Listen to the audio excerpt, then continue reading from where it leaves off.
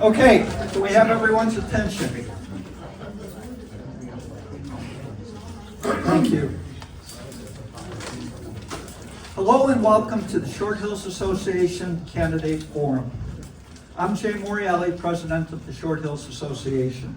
I'd like to start by thanking the staff of the Education Center for supporting these forums. I'd also like to thank the candidates for agreeing to meet and discuss the issues facing the town, as well as the audience, you here in person and those online. Thank you for supporting local government. Tonight, we have 4 outstanding candidates running for 2 seats on the Millburn Township Committee. Each of the candidates has served the community in many ways. As a group, they share a deep concern for our town and are willing to volunteer their time and effort to support it. So I ask, whether you agree or disagree with their positions, you show them the respect that they rightfully deserve for their years of service to Millburn Township and their willingness to step up and give more.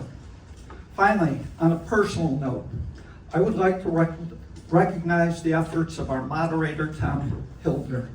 Tom has been organizing and moderating these events for over 15 years. And he has made many contributions to the community in his 45 plus years as a resident. So if you will, a small show of appreciation for Tom and his service to the community.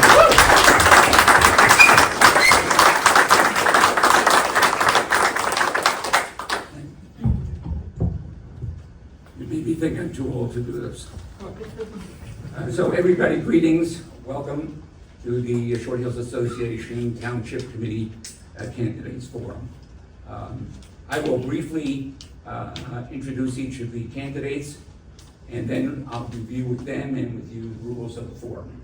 So going from left to right, we have Michael Cohen, who is our deputy mayor, Annette Romano, who is our mayor, Jamie Ceruto, who is one of the challengers, and Chris Heinrich, who is also one of the challengers, but is also the president of the Board of Education. They'll tell you much more about themselves, I'm sure. So let me review the rules with all of you and with the candidates. By the way, each candidate will be addressed during the forum by his or her first name. This is a timed event, so time will be strictly monitored for both fairness and brevity. I will be in charge of determining the order in which each candidate speaks and will endeavor to make the selection random and fair. Candidates are not permitted to use electronic devices during this forum, such as computers and phones. Those are prohibited. Candidate responses will be timed. A Short Hills Association member in the front row there will hold up a card to indicate when a candidate has 30 seconds left to respond, then 15 seconds, and finally a stop card. That's very important. After the stop card is shown, you will be asked to stop, so please be diligent with your time. Audience members will be allowed to submit appropriate and on-point questions in part 3 of the forum. You may direct your questions to specific candidates or to all candidates. If you have more than one question, once the first round of questions is completed, I will ask your additional questions as time permits. We reserve the right, however, to reject a question if it's deemed inappropriate. Now, the purpose of the forum is to discuss township issues, not personal agendas or unrelated matters, and to do so in a civil manner. We ask all members of the audience to act respectfully throughout, and to refrain from making any comments, gestures during the forum, and from distracting the candidates in any way. Now, part 1 of the forum is the candidates' opening remarks. We believe that Millburn needs more than issue-specific solutions. It requires visionary leadership backed by experience. I say to the candidates, please address why you are running for our township committee. What are the challenges we face? How will your background and experience empower you to address those challenges? What specifically would you like to accomplish if elected? The opening statements will take place in the following order. Michael Cohen is alphabetical, Democrat, Chris Heinrich, Republican, Annette Romano, Democrat, and Jamie Ceruto, Republican. The second part of the forum is what we call preset questions. The Short Hills Association has given the candidates 3 questions prior to the forum. All candidates have been given the same 3 questions and will be asked to respond in turn to each question in the candidate's own words. In addition, we invited both the Democrat and Republican candidates to prepare and submit to their opponents in advance of tonight's forum one succinct, important question which they would like to ask their opponents. Both parties have submitted a question, and they will ask that question. The candidates have chosen the respective subject matters of their questions and the language used to state their questions. They are solely responsible for the statements contained in their questions, and any implications that someone may draw from those questions or any factual statements that may be contained in these questions are not endorsed by the Short Hills Association. Now, each candidate will be given a maximum response time of 3 minutes for each question. Upon request, simply raise your hand, and because if you don't have a request, we won't call on you to do it. But if you have a request, each candidate will be permitted one opportunity, up to a total of 1 minute, to comment on an opponent's answer to any of the 5 questions. So let me give an example. I ask question 1, we get 4 answers, and we will. Now, at the end of that round, 4 answers, if one of the candidates wants to make a comment on some answer that was given by another member, another participant, simply raise your hand, and we can call on you, and you get up to 1 minute to comment. There may be more than people. One person will raise his hand or her hand, but whatever it is, that's what we'll do. Now, I'm sorry for my voice, it just kind of left me this afternoon.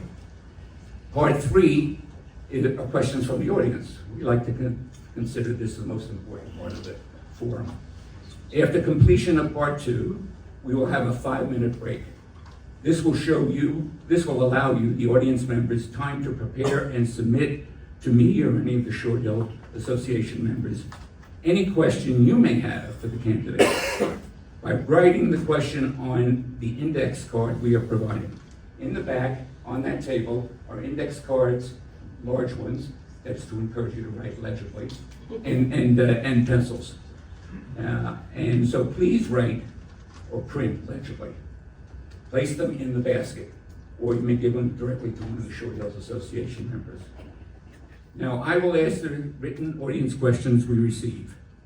We reserve the right, however, to reject any question we deem to be inappropriate. We will seek to avoid repetitious questions, and we will make every attempt to be fair and impartial in the selection of audience questions in the time allotted. That, I might add, is not always easy. Sometimes in the eyes of a candidate or a supporter, a question that candidate doesn't like is considered unfair. We're aware of that, and we're going to do the best we can to make sure these questions are as fair as we can. Now, the candidates will be given 2 minutes to respond to the audience questions. If the question is addressed to a particular candidate, that candidate will be allowed to respond first. The other candidates will also be allowed to respond, even though the question wasn't directed to them as such, for up to 1 minute, and provided that, once again, they request the opportunity to do so. If requested by a candidate, an additional response may be permitted above and beyond what I just said. Part 4, and the last part of the debate, is the closing remarks. Each candidate will be allowed up to 2 minutes for closing remarks, rebuttal, or summation. What we're asking them is to tell us why the voters should choose you. Closing remarks will be in the reverse order of the opening statements, meaning Jamie Ceruto will go first, followed by Annette, Chris, and Michael. So, that having been said, let's begin the forum tonight with the opening statements, and I ask Michael to begin for us. Okay, well, thank you to the Short Hills Association for hosting this important forum. For anyone that doesn't know me, I've lived in the Brookhaven, Glenwood section of Short Hills for over 36 years. I am married to Meryl Stone and have 2 sons that were educated in the Milburn school system. I recently became a grandfather. After receiving my MBA from Northwestern University Kellogg, I spent the bulk of my career at JP Chase. Originally a technology project manager, I later utilized my accounting skills in managing a team in the government reporting group working with regulators from the Fed and the SEC. This combination of financial and business skills has served me well on the Township Committee. While government doesn't run the same way as business, it provided me with a solid foundation and allowed me to get up to speed quickly on various issues. In addition, as you would expect in business, the Township Committee meetings have become much more civil and professional than they were before I was elected. JP Chase is an organization that thrives on consensus, and that is another skill that has been fundamental to my time on the Township Committee. Milburn faces real challenges: climate change and more frequent flooding, rising costs, aging infrastructure, and an uncertain economy. These are complex problems that require steady, informed leadership. While the economy is out of our direct control, I've supported Explore Milburn Short Hills, which has successfully reduced retail vacancies and brought life back to our downtown. Their events not only support local business, but make our town more vibrant as they bring both residents and non-residents to the town. I am fiscally conservative. I've worked closely with our township administrator and CFO to ensure taxpayer dollars are spent wisely. In my first 2 years, we had no municipal tax increase. This past year, we had just a 1 penny increase, largely driven by health care costs. Milburn needs leadership that is both visionary and practical. I bring that balance, and I look forward to continuing the work that we've started. Okay, thank you, Michael. Chris, may we have your statement, please? Good evening, everyone. Thank you to the Short Hills Association for organizing this forum. Thank you, Tom, for moderating. And thank you to the audience for giving up your Friday night to hear from us. My name is Chris Heinrichs, and I'm running for Milburn Township Committee because the future of Milburn is at risk. The core qualities of why we moved here: exceptional schools, safety and security, tranquil suburban setting, they are all at risk. I was planning on running for another term on the Board of Education. However, I realized that the threat to our schools from reckless overdevelopment, that I could better protect our schools from the Township Committee and installing new leadership. I will complete my full 3-year term on the Board of Education, and I have served in public office just as long as my competitors. I'm running to increase the level of professionalism, professional expertise on the Township Committee. I'm a seasoned financial executive with over 20 years of experience running advertising and technology firms. I have deep experience in management and financial controls that will benefit this town. As a top executive, including a chief financial officer, I've had to guide companies through critical situations and make the hard decisions. I'm running to continue my long record of service. I joined ROTC to help pay for college. I served as an officer in the United States Army. I was on the board of a non-for-profit that taught sexual assault prevention on college campuses. I was involved in the PTOs at elementary and middle school, as well as many other volunteer activities.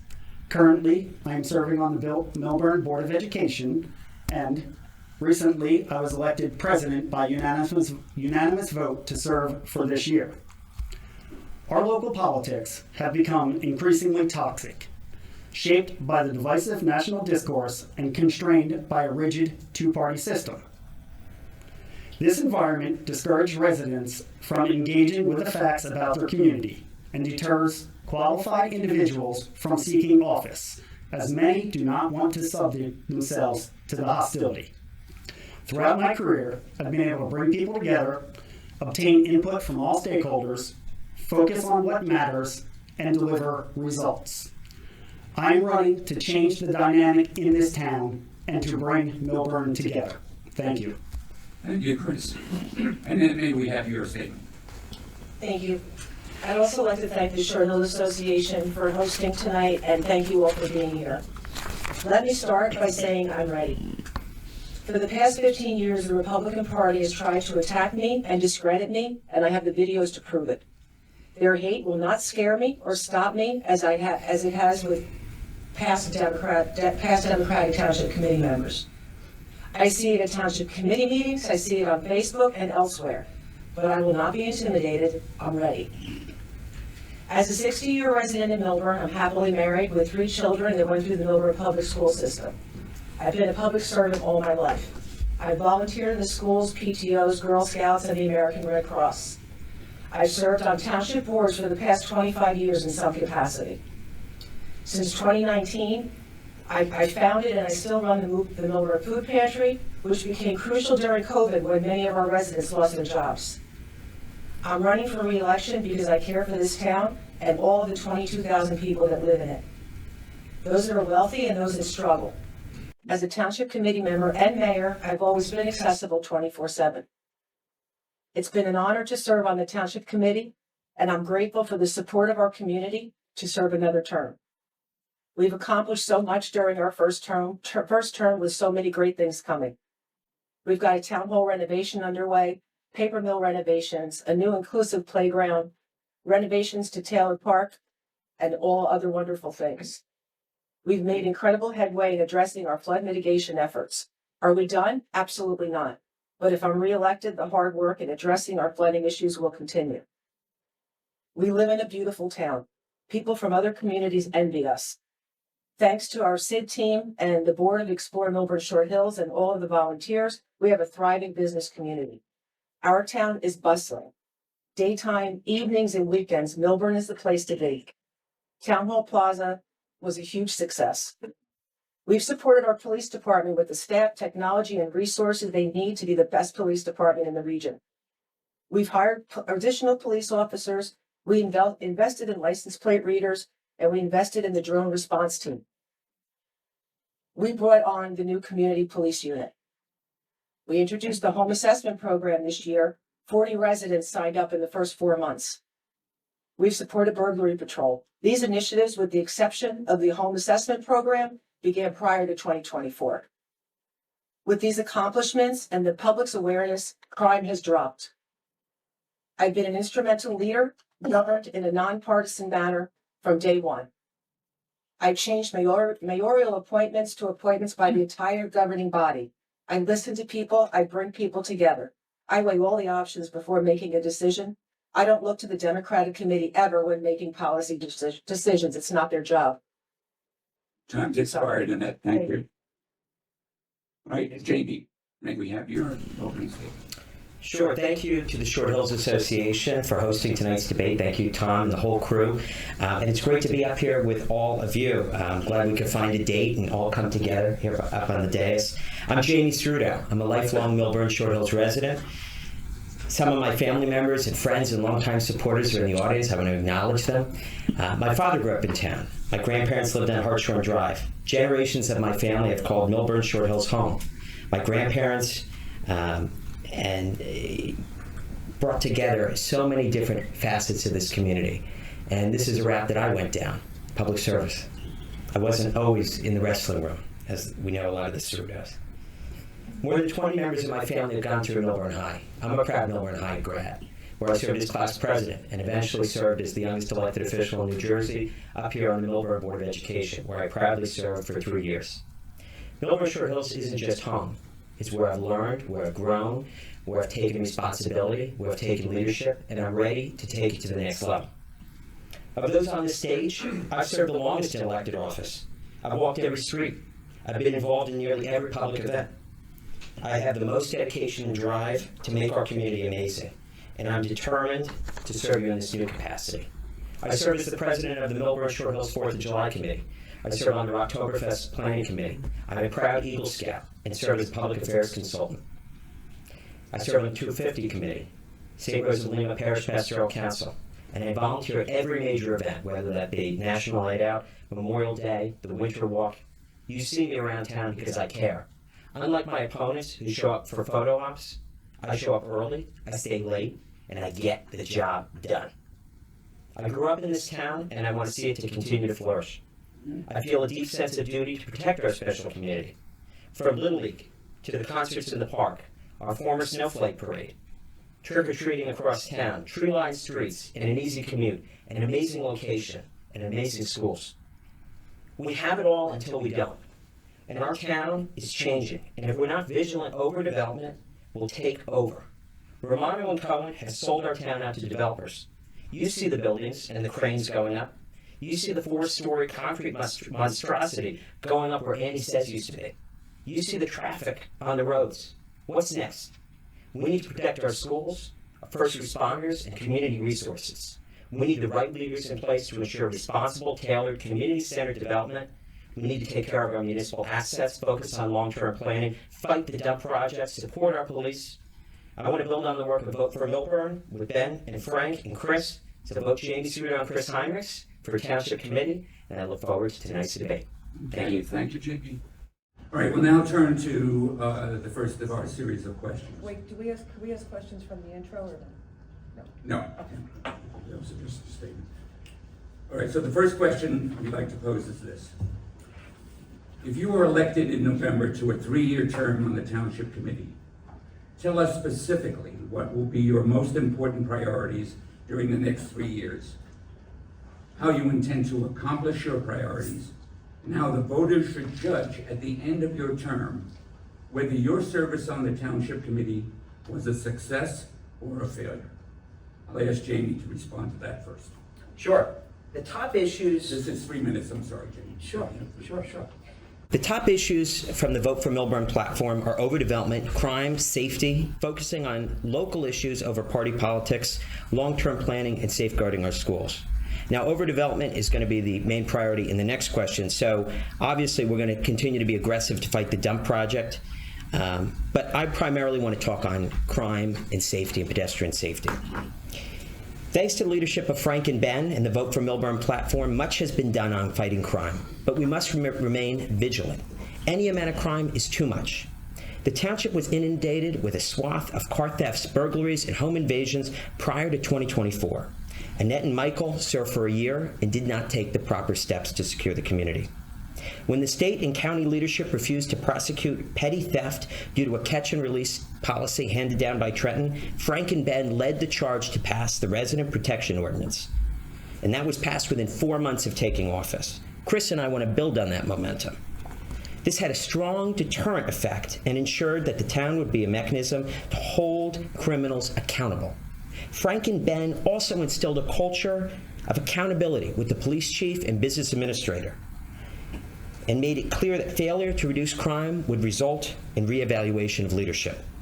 As a result, working with our tireless Milburn police officers, and we have one in the back, who have now become many friends of mine and friends of so many of ours, community, there's been a 60% drop in car thefts and 40% drop in home burglaries in 1 year.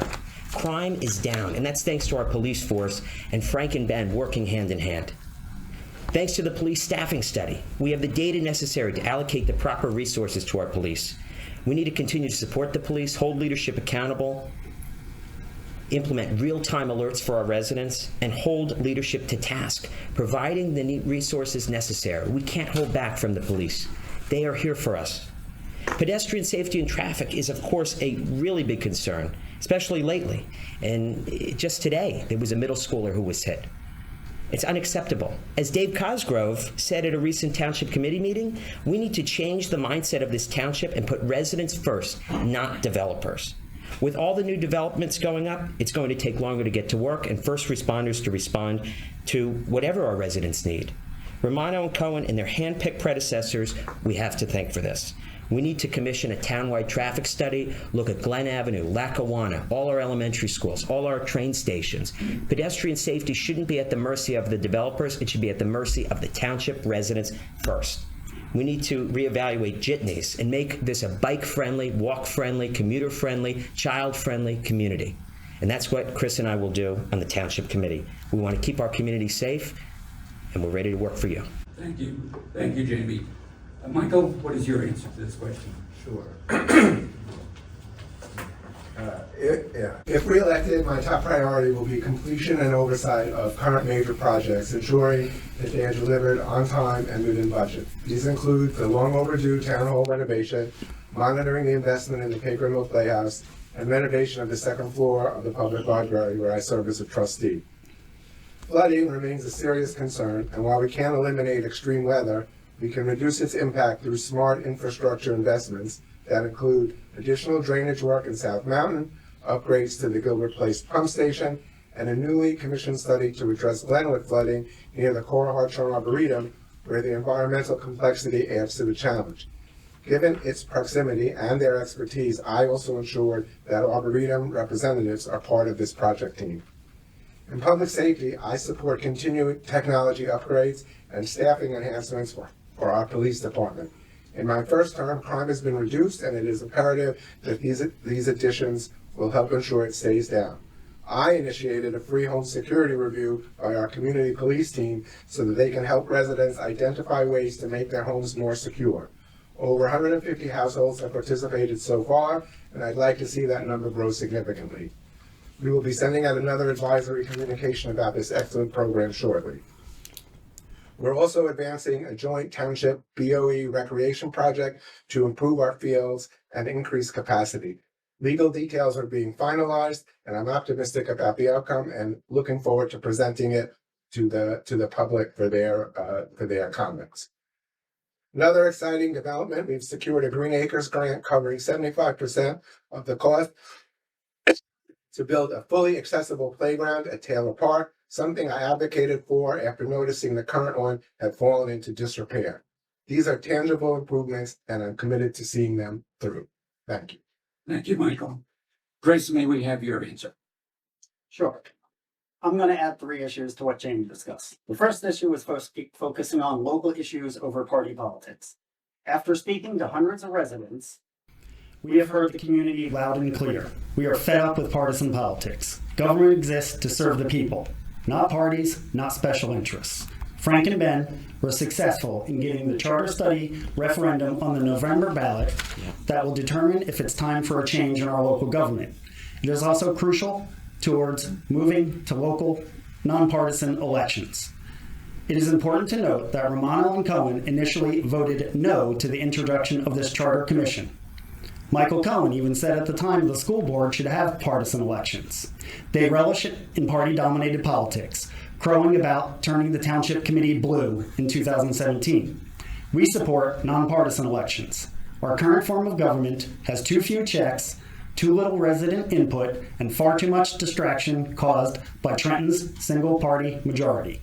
This is a real opportunity to bring the focus back where it belongs, right here in Millburn. The second issue is long-term strategic planning. I feel like we operate by lurching from issue to issue without guiding principle, getting distracted, or promoting pet projects. In business, we always had a long-term goal in mind, and it provided a framework for short-term decision-making. Our town should run the same way. A long-term capital expenditure plan is essential. We will help establish appropriate criteria to evaluate each project, ensuring that benefits and trade-offs are transparent to everyone.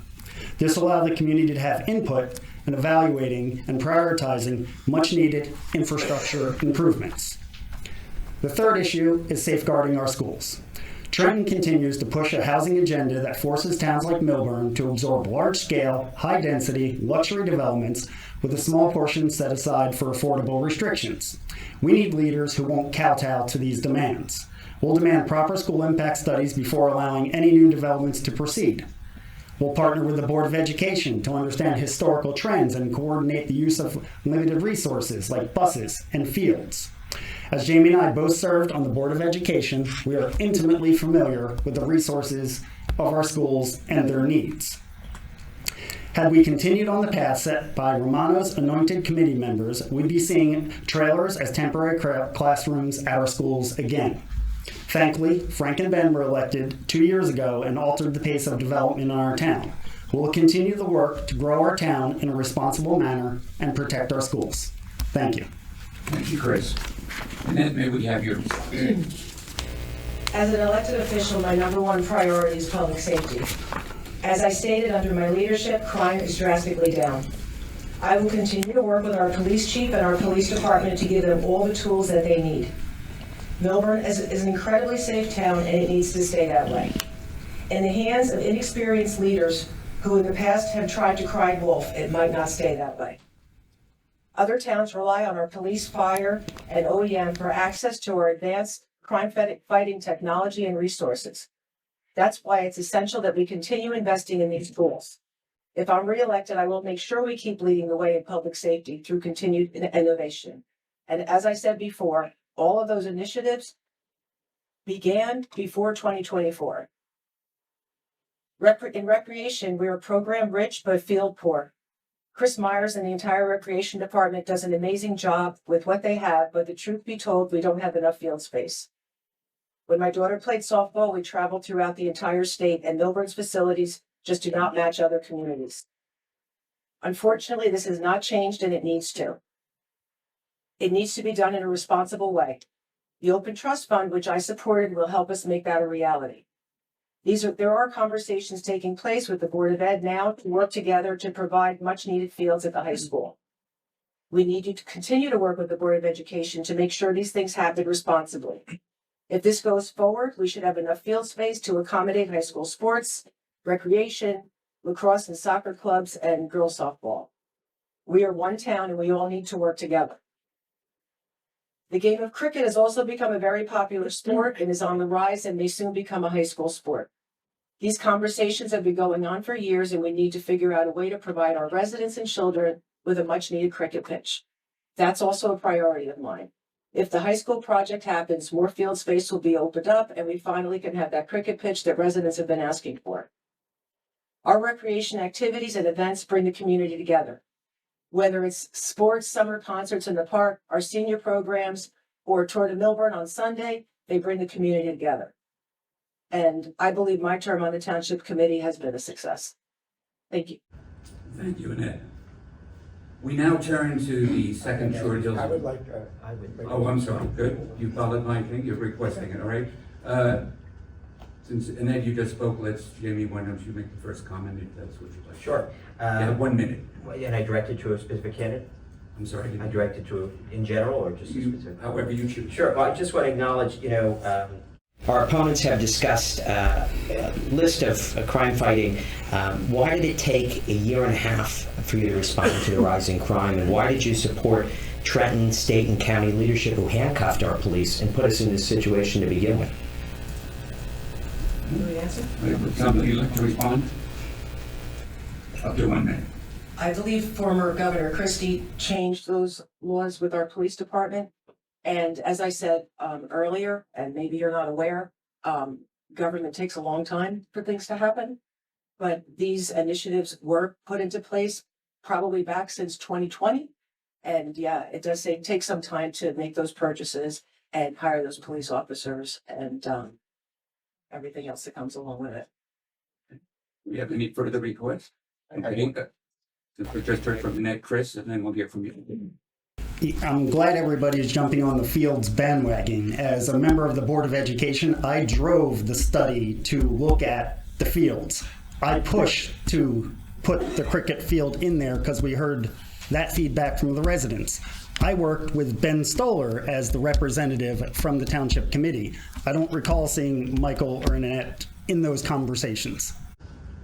Okay.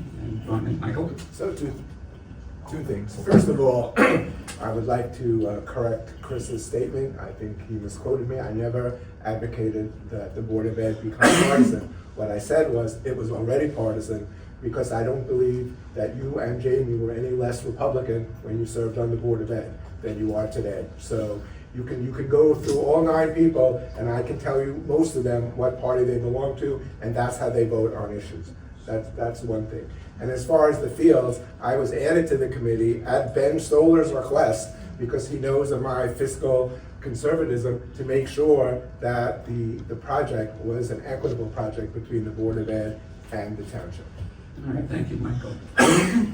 All right, in our second Short Hills question, we're going to turn to an area that the candidates have already made some comment on. This is the question. Are you concerned about overdevelopment in Milburn Township? What constitutes overdevelopment? Are we overdeveloped? And if we are, why did it occur?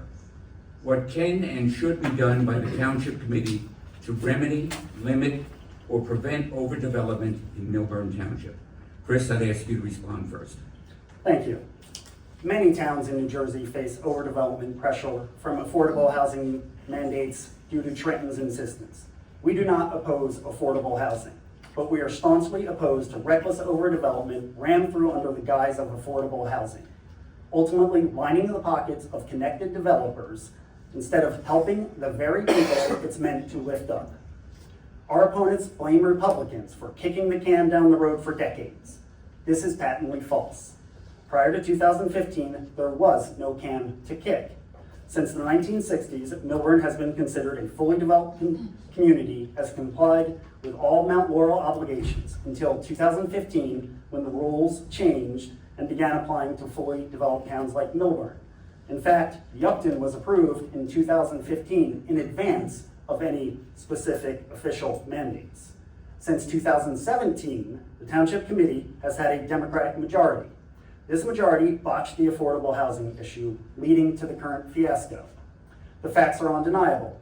In 2017, during discussions on the Woodland Road project, Democrats dragged their feet and failed to file the legal action needed to secure immunity from fair share housing lawsuits. The housing plan was filed 3 days late. They had months to get it filed. The responsibility for this radical overdevelopment lies not with any administration prior to 2015, but with the Democrats who failed to meet this deadline. This was the ultimate dereliction of duty. This opened the Pandora's box, making it open season for developer litigation, which led to 735 total units, 194 of which were affordable. This is multiples higher than it needed to be. This is the single worst deal in the history of the state on affordable housing. The most problematic part of round 3 is the 75-unit, 100% income segregated housing project slated for the contaminated town dump. This exceeded our town's affordable housing obligation. Its exclusionary nature is offensive to our community's values, and it is an atrocious financial deal. The town essentially issued a blank check to the developer. The developer is projecting cost of $50 million, costs that the Millburn taxpayers will be on the hook for if grant money does not come through. In addition, it is a contaminated site. If there's environmental cleanup, the taxpayers could be on the hook for $10 million, not to mention significant financial and legal risk if future residents get sick. Simply put, we should have never built on a toxic dump. Romano and Cohen were responsible for advancing the project, finalizing the designation of RPM as developer. The whole reason we're having such trouble now is their reckless complicity with previous administrations that put us in a weak position. They kicked the can down the road. Chris, your time has expired. And Ben and Frank had to clean it up. And Ed, can we have your response, please? Sure. Before I start with my response, I'm not really sure how the Republican Party works, but when I was the Democratic chair, our responsibility as district leaders was to select candidates to run as Democrats for the Township Committee. Once those candidates are elected, we don't tell them how to govern. So obviously that's how the Republican committee operates. We don't operate that way. We are a community of massive apartment buildings. We are not a community of massive apartment buildings. That's just not who we are. When I ran 3 years ago, I told everyone I was against the awful, ill-conceived 9 Main Street project. When I was elected by my peers to be mayor, I voted to stop it. I went to court to stop it, and I will continue to fight to stop it. I actually called out RPM publicly for their terrible remarks they made about our residents. I called out a Democratic mayor from another town in public for criticizing the way Millburn handles affordable housing. If affordable housing was addressed 25 years ago, which is true, we wouldn't be where we are today. I will always fight for the residents of this town. We have to make sure that whatever is built is within the look of our community. We must address our infrastructure needs and update our zoning ordinances. Affordable housing has turned into a tool to force development in our communities, and it's not right, and I'm not afraid to say it. I'm the only one up here who's personally named in a lawsuit against affordable housing. That's how strongly I feel about it. If elected, I hope to see senior housing, workforce housing, and housing for the disabled. Everyone deserves to live in a community that they want to live in. We must do things the right way that preserves the character and charm of our community. Let's do it the way we want to do it and not the way it's dictated to us. And I promise to fight for you and fight for Milburn. And added to say, Michael and I were not on the Township Committee when the 9 Main Street project was voted on. And we also didn't have anything to do with the way that the Democratic Township Committee at the time voted. Thank you. Thank you, Annette. Jamie, your response, please. Sure, I just want to start, when Annette was right when she said we are a community of massive apartment buildings. Have you seen the concrete? Have you seen the holes in the ground? She was right. And calling out one Democratic mayor, what about our legislators that you take pictures with who vote against our interests? And standing up to our governor and the leadership who has put us in the hole for up to $60 million. That did not happen on accident. Chris covered the round 3 settlement led by Democrats. I want to talk about the comparison that we're now seeing with round 4, led by Frank Saccomandi as chair of the Citizens Advisory Committee and Ben Stoller, pushing for this transparency. Due to the state continuing to change the criteria to force towns like Milburn to overdevelop high-density housing, we were still saddled with up to 132 additional units, down from 534. Do the math there. Frank and Ben brought us from 534 to 132. Thank you for your comments. Round 3 was conducted behind closed doors with no resident input. Compare that with round 4, where Frank and Ben drove the process, a full, transparent process that included all filings being done on time, not 3 days late, under the leadership of Diane Eglo and the past Democratic Township committees. A Citizens Affordable Housing Advisory Committee was formed that took into account resident feedback and informed the residents of the mandate and how we plan to comply. There were public information sessions, a subcommittee of the planning board dedicated to this. They chose alternate locations, designated senior housing, and chose sites not in the middle of town and not on a contaminated dump site. No developers have challenged our round 4 plan. That's a big difference. We're fighting this at the state level. Under the leadership of Frank and Ben, Milburn joined a lawsuit to overturn the state's affordable housing laws along with 29 other municipalities. And we'll continue to fight this. Newark, Hoboken, Jersey City, Trenton, how about Montclair being exempt from this round of affordable housing? Does not add up. Does not add up. And this process has been led by the state legislators that Romano and Cohen are taking money from, taking photos with, and receiving support, who have continued to vote against our interests. Our state legislature and our state representatives here are voting for these housing projects, are voting for developers over residents, are voting for pedestrian safety coming into question. To summarize, we'll continue to fight the town dump project, and we will continue to allow the voters to have a voice in how housing is built in our community. We don't reject affordable housing. We want things done right. We want things done tailored, community-centered, transparent. And of course, we want to ensure we're doing things in a professional manner. Chris and I will make sure we're under control. Thank you. Thank you, Jamie. Michael, you get to make your last response to this question. Sure. Before I start, I'd just like to explain to Jamie, I know he likes to say that Frank and Ben walk on water, but they had nothing to do with reducing the number from 532 to 123, whatever those numbers are. The number remains at the 500. What you were required to do was plan for 25% of it, and that's what we did. So whenever they explained it to you, I guess you didn't get it. Anyway, yes, I am concerned about overdevelopment, and so are many residents. One major driver is the state's 80-20 rule, which allows developers to build 4 market rate units for every 1 affordable unit.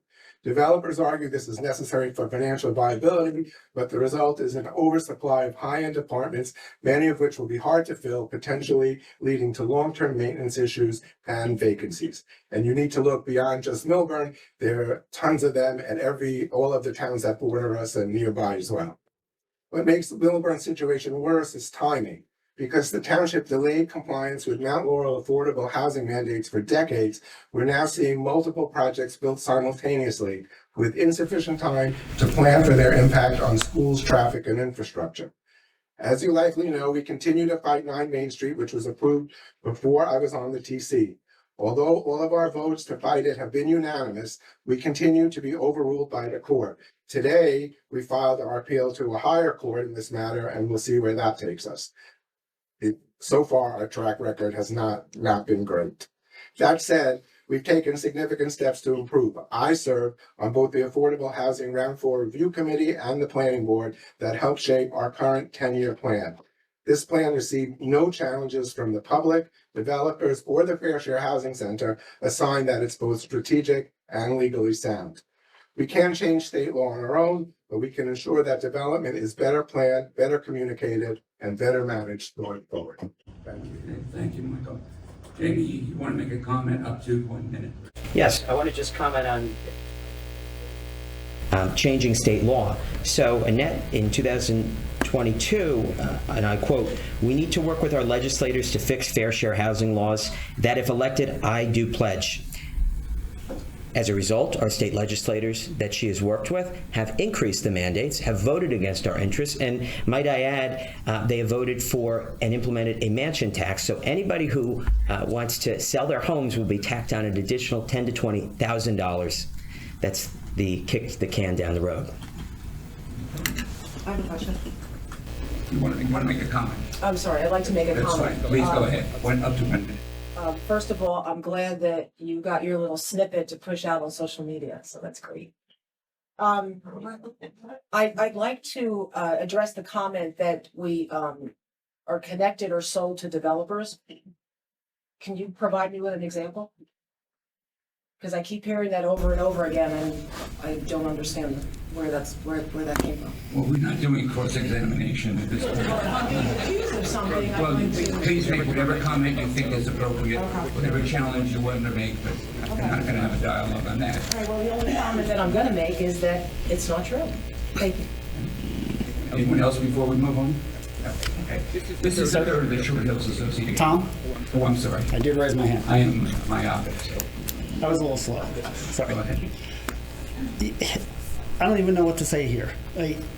My friend Jamie runs the July 4th parade. Committee. There will be a parade next year. Yeah, July 4th parade, right? Yeah, He does for next parades. Annette jumps in front of the parade once everybody was moving against overdevelopment. So we got our snippet, she gets her photo ops. I don't even know how we trust them on housing or anything they say. Round 3 was 3 years of behind the room, closed rooms negotiation. We didn't know what was going on. A special meeting was called, and this agreement was brought out. We didn't know what was in it. It was voted through with no resident input. No input. How do we trust them on anything they say on housing? Okay, thank you. All right, let's move on to our third question. Some residents believe that there is an inadequate opportunity to discuss critical issues before those issues come before the Township Committee. Do you agree? If you do, how do you propose to address their concerns and ensure that there is an adequate opportunity for residents to discuss critical issues before those issues come before the Township Committee? If you disagree, what would you say to those residents? And let's begin with Michael. Okay. I do believe more can be done to involve residents in key decisions, but the challenge is real. With no dedicated local newspaper, we rely heavily on the township website, email blasts, social media posts, and weekly recorded phone calls, all of which have their limitations. Many residents are also understandably focused on work and family, which makes sustained civic engagement difficult. Currently, most issues begin as new business proposed by committee members, township management, or advisory groups. However, I recently discovered that these new business items aren't included in the public agenda packet. I'm already working to change that. While public forums have been held, attendance is often low and limited to familiar faces. Still, we must continue and expand these forums for significant issues. A positive example was the gas-powered leaf blower ordinance, where we saw robust public participation both in meetings and via email. It showed what's possible, and it's the kind of civic involvement we need more. My door is always open, my township email is listed on the website, and I'm available to speak with any resident about any concern. And I have been doing that for all 3 years. Thank you. Okay, thank you, Michael. Jamie, what's your response to this question? 3 minutes. Sure. You know, I have attended over 100 township committee meetings, and I used to film them for that matter. I've seen how different chairs of meetings operate and the way the public has been treated. I remember when township committee meetings involved residents being shouted over and bullied, and that was under the watch of people that Romano and Cohen had put in to run for office and ultimately ran those meetings. I grew up here, I've lived here my whole life, and I want to treat residents with respect and make sure they feel part of the governing process. I find it unacceptable the way township committees have been run over the last several years, and I want to take a stand. We can't forget history, right? These flawed leaders who have run these meetings and bullied our residents were put into place under the Democratic Committee, and we should not re-elect the problem. Romano and Cohen removed the Zoom function as soon as they got into office and restored it at the following meeting after a public outcry from the Vote for Milburn team members and allies. The Zoom function has enabled residents who may not be able to physically join meetings to be able to engage in the process. This has ensured meaningful opportunity for residents to voice their concerns and discuss critical issues before the Township Committee. In addition, the Citizens Advisory Committee on Affordable Housing was a complete 180 of the Round 3 affordable housing settlement. This is a pattern. Romano and Cohen want to leave residents out, and we've seen this, and Vote for Milburn wants to bring and make government accessible. So while our opponents are taking pictures, Chris and I are hitting the neighborhoods. We're speaking to residents. We're engaging. And why does the engagement have to stop after the election? I've been doing this my entire life. I go to every major event. I've met people from every single street in this community and had genuine conversations. We need to listen to opposing voices. Civility isn't just about behavior during meetings. There has to be a systematic change in the way residents are part of the equation. As Dave Cosgrove mentioned, we have to focus on residents first, not developers, not outsiders, not processes, but residents first. And Chris and I will be that force. We will advocate to our town, of course, leadership, and our county and our state representatives. And of course, we will continue to focus on what matters. Thank you. Thank you, Jeannie. And Ed, what's your response? I'm 100% transparent. Under my watch, we added another public comment session at township committee meetings. I change the mayor's message to the township message every week so that it's sent out by a different voice. I do go to almost every event, and I talk to residents at those events. I respond to every email and every phone call, and I follow up with all residents. I'm glad Michael mentioned the leaf blower ordinance. I listen to everyone. I weighed all the options. We had several public sessions, and I take great pride in that. And no one can say that process wasn't transparent. I want to thank Bill Brazil and Matt Greller and the Environmental Commission for all the work that went into that ordinance.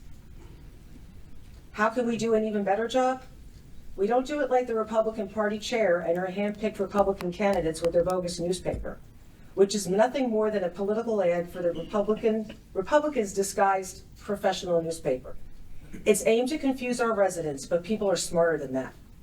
Transparency is not rushing zoning ordinances through in the dead of summer when many of our residents are away.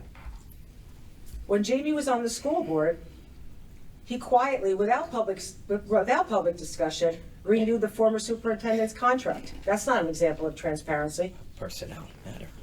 Jamie's also telling voters that he completed his term on the Board of Education. I don't think that's true, and that's not what transparency is about. Under my leadership, we've conducted public information sessions on many issues before they were voted on. There's always an opportunity for residents to discuss critical issues. Most issues are vetted before a local board before they even come to the township committee, and most of those meetings are open to the public. Items are introduced in new business with an opportunity for public comment, old business with an opportunity for public comment, and sometimes residents have an additional opportunity when the item reaches the agenda. In addition, residents can and will, they do call us and email us all the time. Thank you.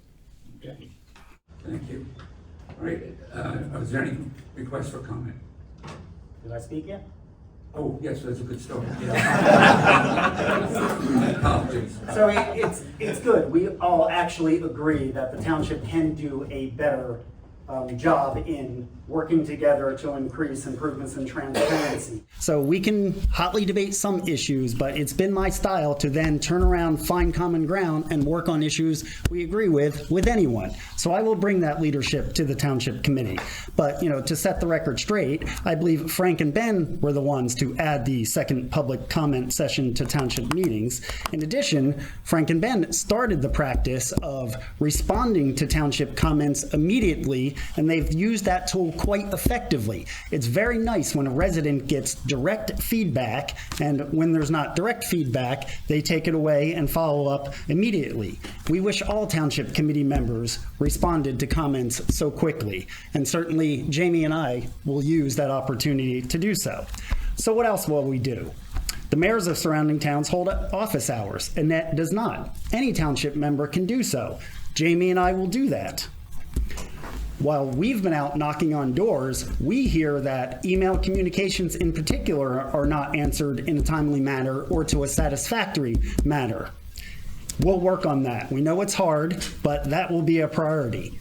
You've seen us all around town, as Jamie said. That will not stop when the campaign is over. We'll encourage residents to talk to us wherever we may be. We'll also publish a guide on how local government works, especially if we modify the government with the Charter Commission. Most residents do not have the time to understand ordinances and how they work. The town needs to do a better job of explaining legislation. There are no descriptions of resolutions or ordinances, and documents are not presented in a digital-friendly manner, and that's how most of us search for our information these days. We'll push to include summary paragraphs in plain language that explains ordinances and how they operate. It feels like the town just makes it hard to find information and get things done. We'll put the residents first.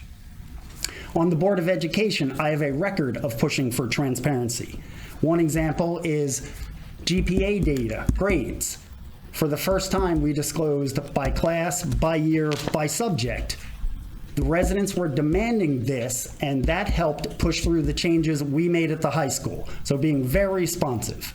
I'll continue to do that on the Township Committee. We put out some metrics. I'll continue to evolve those, and more importantly, make them widely distributed, because I don't think most residents see or understand what their local government is doing. Thank you.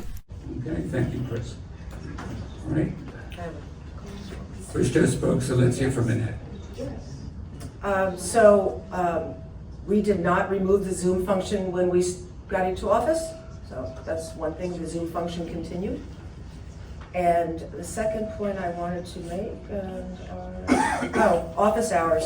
I've met with residents in Town Hall at 7 o'clock in the morning, and I've met with them at 7, 8 o'clock at night. I meet with whatever resident reaches out to me. Those days of office hours really don't exist anymore with technology, because if people want to meet with me, they call me right away, and I will schedule time to meet with them. So there's no specific hours or days of the week that that's done. Everybody knows that I can meet with them at any time. Thank you. Jamie, up to 1 minute. Sure. I served 3 years on the Board of Education, period. Number 2, superintendent contract, personnel matter, not something that can be discussed, and went through the public ordinary process. End of story. Thank you. Anyone else? Okay. That concludes the questions from the Short Hills Association. We're now going to turn to the questions prepared by the candidates that they want asked to their adversaries. So the first question I'm going to ask Chris to ask the Democrat opponents, and then Michael, the question that you want them to answer. Actually, Jamie's going to take it. Sure. Okay. Yeah, I'll take it.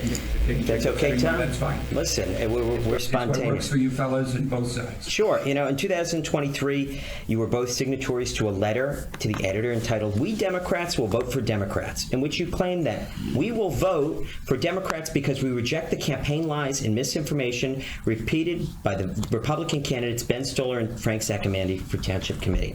Given that you have now taken credit for almost all of Ben and Frank's accomplishments since taking office, could you elaborate on what part of the Vote for Milburn platform, which myself and Chris are running on, you disagree with? Oh, yes, I don't know. I can go You first. choose. Which one of you wants to respond first? Well, to be clear, I don't believe the Republicans have presented a clear platform. On the Township Committee, the two Republican members, Committeeman Stoller and Sacamande, often vote on opposite sides of key issues.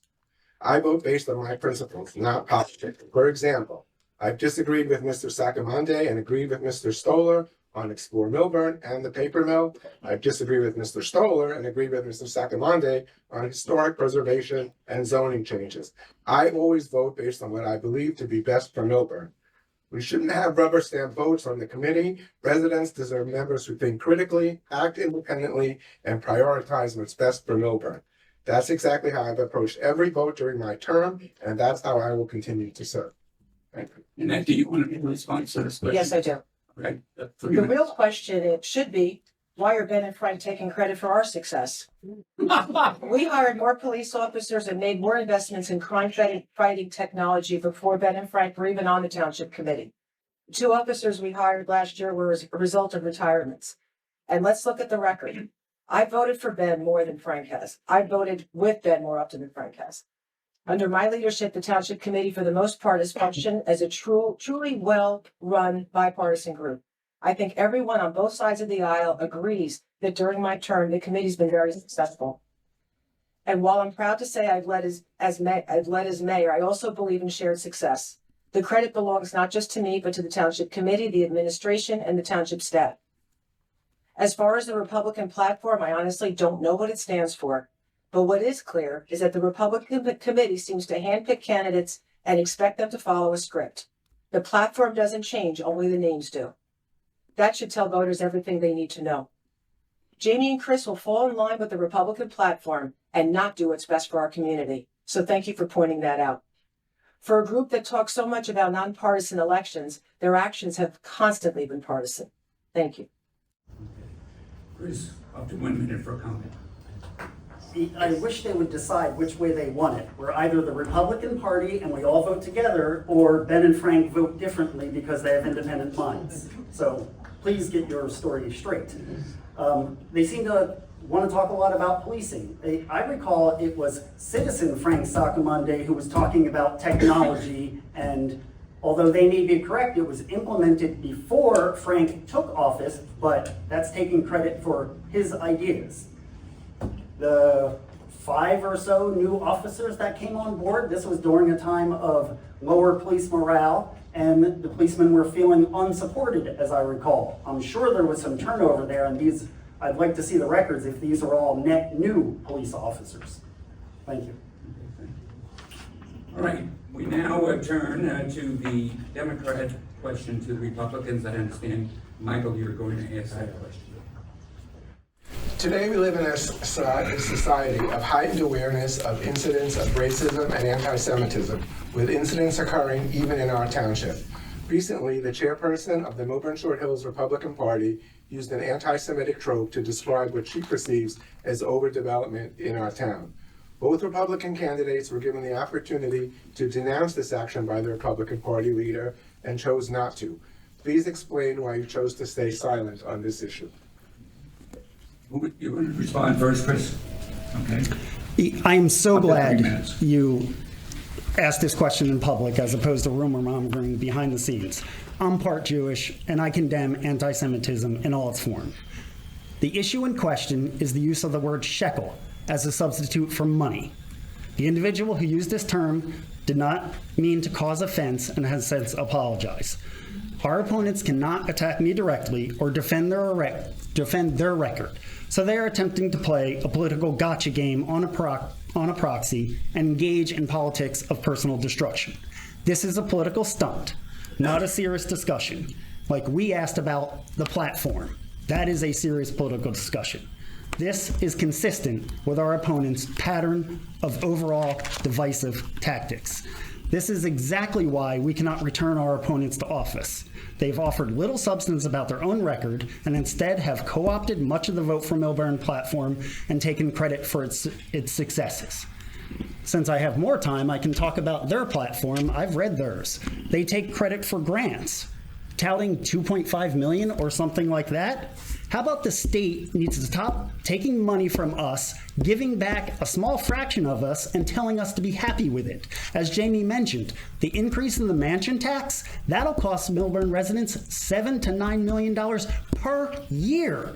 And we're supposed to be happy with $2.5 million in one-off grants, one-time grants? How about flooding? This illustrates my point on long-term planning. If we had $7 million to do something with, would the residents choose to invest that in the Paper Mill Playhouse or solve the flooding issue? Don't get me wrong, I love the Paper Mill Playhouse. But did the residents get to opine on that question? Why is flooding waiting for grants when that may be the more critical issue? We should have gotten much more input on that decision, and that's how I'll operate when I'm on the Township Committee. Thank you. Jamie, you, I just want to add, the false allegations of purported anti-Semitism cheapen the gravity of genuine anti-Semitism that we unfortunately see around the country, and I have friends who have personally experienced. I grew up in this community with deep ties to the Jewish community and every community of the township. I strongly stand against all forms of anti-Semitism. I stand with Israel and always will. I strongly stand against anti-Semitism, and my record speaks for that. I firmly condemn it and will always. Let's focus on taking care of our residents and not cheapen true issues. Thank you. Thank you. Do either of you? I do. Yes, Michael. So I'm glad to hear that there was I'm glad to hear that there was an apology. I, for one, never saw it, and what I did see was when it was pointed out that this comment was anti-Semitic, it was doubled down on. If you have it, that's great. I didn't see it. Jamie, please. So. Yeah, it was my train of thought there. Sorry. Because it's a distraction. So. Go ahead. You know, I mean, what I saw was it was doubled down on, and then when you both received letters asking you to make a comment on it, you both chose to stay silent. And if you're so opposed to all of this, you could have responded. You could have responded then that the person didn't know that this was a trope, but you chose to say nothing, and that, I think, speaks volumes. Thank you. All right. I think you're going to welcome this next event, which is a break. And, this is what we're going to be doing here. Let me just repeat, just before you all take a break, let me give you a little, just hold on. Just let me have your attention, please, a moment. What I'm asking you to do, in the back, would you please? Quiet. Okay. I want to make sure we all understand what's going to happen during this break. This gives you an opportunity to go and write on the cards we have on the table on the right-hand side. We have pencils on the right-hand side. Write out your question if you have one, and you can put it in that basket. After the break is over, we're going to take a look at the questions, gather them, and then we'll proceed to ask questions to the candidates depending upon who you want to. Okay, so let's do that. And then it's a 5-minute break, and then we'll need a few minutes to look at the questions.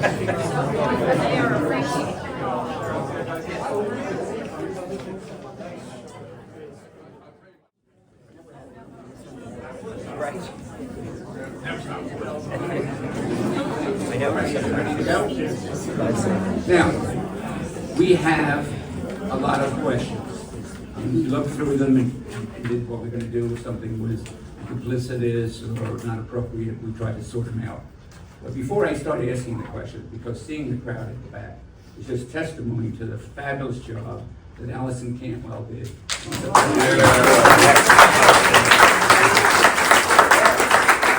get nothing else out of this forum, and you'll get a lot out of this forum, I hope. You're going to be well fed.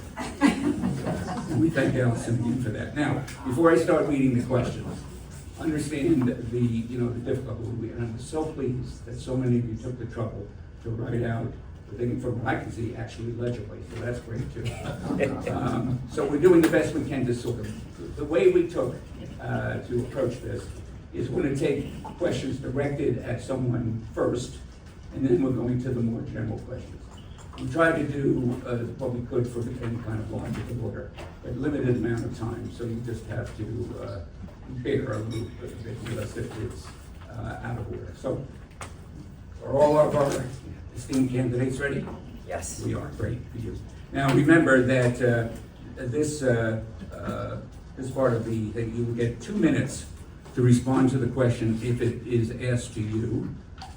If it's not asked to you specifically, and these first couple have specific addressees, then you will have 1 minute to comment on the, or you'll have 2 minutes for each question. If it's addressed to you, you'll have 2 minutes, and those to whom it is not addressed will have 1 minute.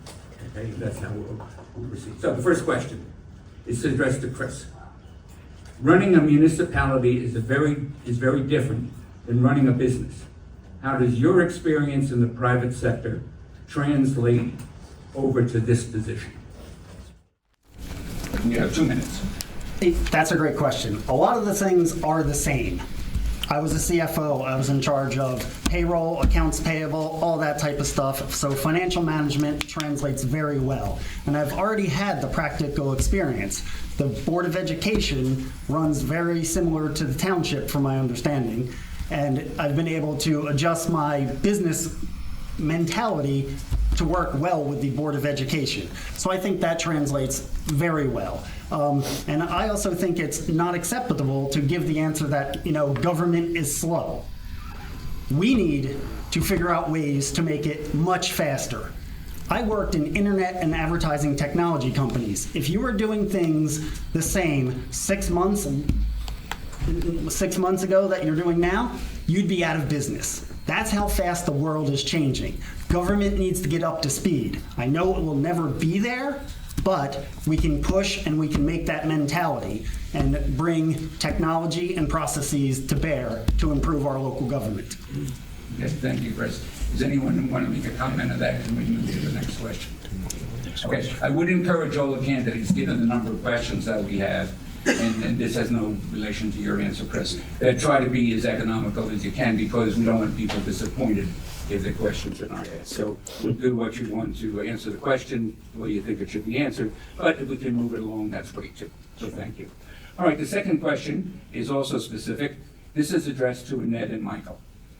Do you believe there is enough affordable housing in town?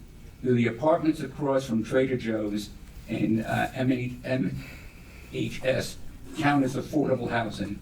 Why or why not? You may choose between the two of you who would like to answer that question. Or both, you first, or both. I'm not sure what you mean by the apartments across the street from Trader Joe's. If you mean the Annie Says development that has the set aside, the garden apartments across the street, depending on the rents, the landlord sets the rents, but they're not. That's up to the landlords and what the market will bear. So those are not necessarily affordable units. They don't have the deed restriction to count as that. And it had been talked about in the past, let's just try and make them that way, but then the town would have had to have paid the landlords off to accept those restrictions, and nothing came of that. And then do you want to respond to this question? It's addressed to you and Michael. Or are you satisfied? No, that's fine. That's fine. Okay. Do either of you have a comment? All right, Chris. Yeah, I would just like to comment. There was criticism before that the Republicans never did anything to build apartments or affordable housing in town, but those apartments, I think there were 500 of them, were built under those administrations. So they did try to help with this issue. 500. Thank you. Can we move to the next one then? Okay, this one is directed to Jamie. The question is this. There's been a lot of chatter about your age, with people saying you're too young to serve in this seat. As a young member of this community who still does not have their own family to provide for, why do you want to serve the community, and why should we choose you? Well, thank you for this question. I've served the longest in elected office out of anyone sitting up here. I've served 3 years. It's exactly true. And I've been involved in nearly every aspect of this township. I've walked every street. I grew up here. My family's been here for over 6 decades, and we've invested, and we've seen the challenges, and we've seen the evolution of solutions. And the reason I'm running is because I care about its future. I feel equipped with my knowledge of local government, with my knowledge of issues around the state to take a stand. And I would encourage everyone to get involved in the community. I've been in the room as the youngest person in nearly every single aspect, every single committee, whether that be Rocktoberfest, whether that be 4th of July committee, whether that be St. Rose of Lima Parish Pastoral Council, whether that be standing up and serving on the Board of Education, representing the top school district in the state. My proven track record speaks for itself. And I don't want to make age an issue in this election.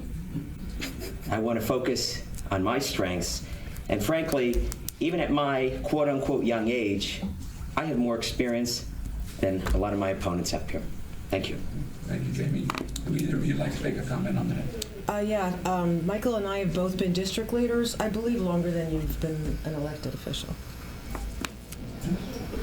District leaders are also elected officials. All right, Annette, Oh, if you please sorry. turn on your mic and address the people. Jamie made the comment that he's been an elected official longer, served as an elected official longer than anyone up here, and Michael and I have been Democratic district leaders, I believe, longer than you were in office. They're elected positions. All right, I want to thank the candidates for helping us move along, and we really appreciate it. All right, this one is addressed to Annette and Michael. Question is this. You claim to now be against overdevelopment. Can you name one action, whether it be a public comment, a letter to the court, supporting a resolution or ordinance that occurred prior to the election of Ben and Frank that supports these claims of being opposed to overdevelopment? Who would like to answer that question first? The only comment I could make is when Michael and I ran, we ran against overdevelopment, and we disagreed with the 9 Main Street project. I don't know if you want to add anything. You know, I remember where I was when I heard that 9 Main Street was going to be built. I was actually at a dinner party, and I thought it was the most ridiculous thing I'd ever heard. But I wasn't on the township committee at the time, so I had nothing to say with it. You know, I mean, we continue to fight it. All of our, as I said earlier, all of our votes have been unanimous. The courts decide that it doesn't matter how we vote. They just deem all of the steps, like the pilot agreement, whatever other steps are required. They deem them passed, even though we didn't vote at all, because it would have failed, or we actually, all 5 of us voted against it. So that's where we are. Thank you, Michael. Jamie, you raised your hand. Yes, I believe Michael and Annette changed their tune after it was too late. They had the opportunity to not quietly allow RPM to be the developer at 9 Main Street. And if they were to have aligned with Tara Prupus, they could have stopped. But they aligned with Maggie Miggins and Sanjay Vinayak, and as a result, did not make that RPM change. The dump project and our lawsuits could be in a very different position if RPM was not selected as the developer. It's not necessarily about a vote, but it's about the complacency that was happening. Okay, thank you. All right, now we're going to have a change of tone for this question. This is addressed to all 4 of you. Name 2 positive things about each of your opponents. So, why don't we start with Chris? This job, I'll call it a job, even though I don't think we get paid for this, is not easy. So anyone who puts themselves out there deserves applause. So thank you for putting yourselves out there for your first term. Thank you for running for re-election. This is not easy. So I guess that's one thing. And the second thing, I guess, is at the end of the day, Michael and Annette do listen to the residents. It may take a little more time to get there, but I think it's a good thing that it does work at the end of the day. So thank you for that. Jamie?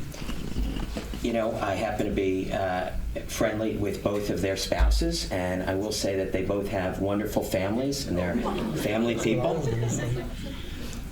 I don't know why we're laughing. I think it's important. I do respect them being very family-oriented people, and I also want to commend them for stepping up for the community to serve. Okay, thank you. All right, Annette, 2 positive things about each of you. I commend Chris for serving on the Board of Ed. I know it has not been easy, and I appreciate your dedication to the town. And like Jamie said, I've known Jamie's family for many years. I went to school with his aunt. and he puts 100% into whatever he does as far as the community events. Michael? I'll go. I'm just getting to know Chris. I had met him maybe a month ago at the town hall closure for the first time. I am impressed with his background, similar to mine, and I know that that business experience is helpful and useful on the township committee. As far as Jamie, I have known his family for many years. My son was in kindergarten with his older brother, and we've known them. My son is 32, so we've known them for that many years. And I serve on the Arboretum board with Jamie's mom, so it's a lovely family, and that's it's to his credit to be part of it. Okay, thank you. Okay, this next question is to each candidate. Give us your best estimate of where BOE/Recreation Department field upgrade with allocation and expansion, I'm in reading this well, and plans stand. Okay, so give us your best estimate of where BOE Recreation Department field upgrade, allocation, and expansion plans stand. Confidential. So I'm going to ask Annette if you would begin with that. I have not been involved in those conversations at all, but I just want to commend Committeeman Stoller for his active part on the Board of Education as a liaison for the past year and a half, and he's been more involved with it than I have, so I haven't been a part of it. Jamie? I fully support collaboration and building of fields. Come from a very athletic-oriented family, and we need more fields. We need more fields. I've played on those fields. We need more green space and less concrete. Michael? Yeah, I was a later addition to the committee. I was not there at the beginning, but I've been there for the last couple of months. I think it's wonderful to see the collaboration between the Board of Ed and the Township Committee, and not siloed. It is one of cooperation. As I said before, there are some issues to work out regarding ownership and timing and whatnot, but it will be a collaborative effort, and we hope to be able to share the proposal shortly. Chris, I missed you once, but not twice. Thank you, sir. Unfortunately, a lot of the details are still a little bit confidential, and I wouldn't want to jump the gun because I think a critical part of the process that we've all discussed is the public needs to weigh in on this. If we're going to spend public money on fields, even though the residents have been clamoring this for years, we need to still say, here's our plan, here's what's going to happen. Do we think this is a good use of money? So I think it'll be probably another month or so until we in the background agree to, yes, this is what we want to do. Now take it away, Township go to present to your constituents, BOE present to yours, and then who knows from there. Hopefully everyone will be happy with what we come up with, and I think they will. It's been a very collaborative, good-spirited effort. Okay. Our next question, addressed to all of you, is this. Do you support the Charter Study Commission referendum?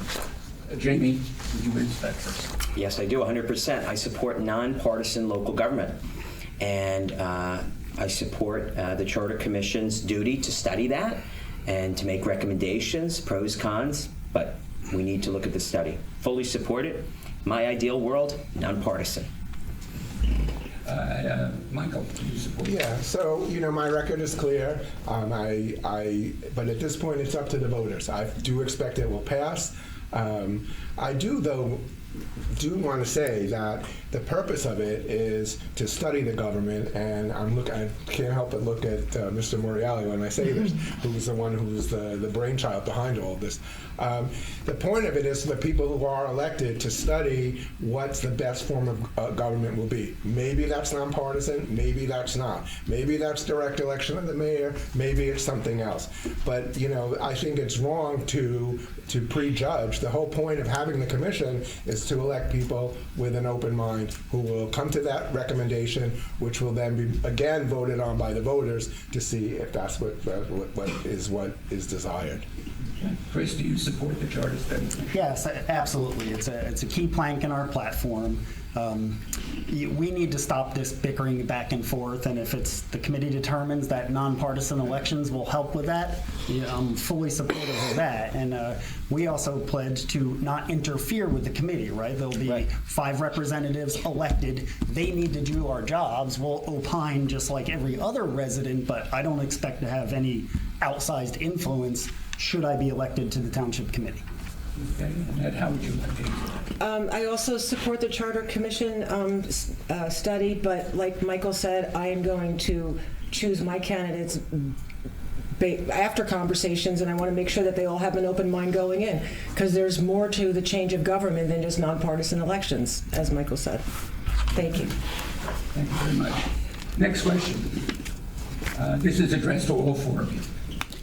Has your campaign, or the political committee supporting your campaign, received any contributions from individuals that are not Milburn Township residents, or entities such as builders associations, political action committees, county, state, or national political organizations?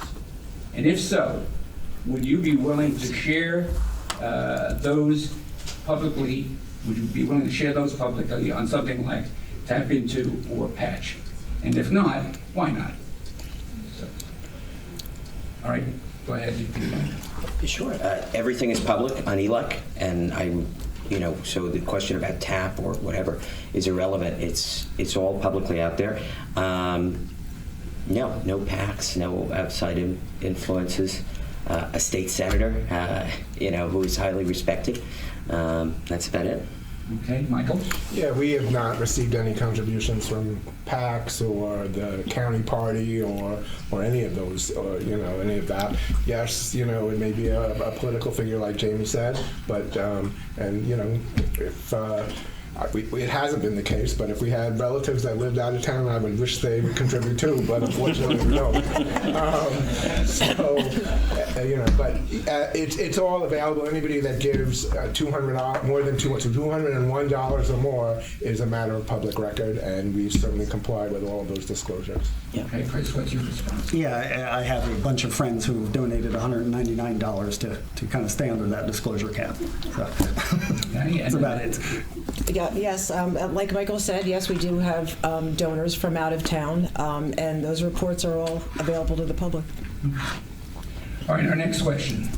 This is also addressed to all four of you. How do we lower taxes in the township? Let's start with Michael. Sure. Well, first of all, as everybody knows, the tax is comprised of three major parts.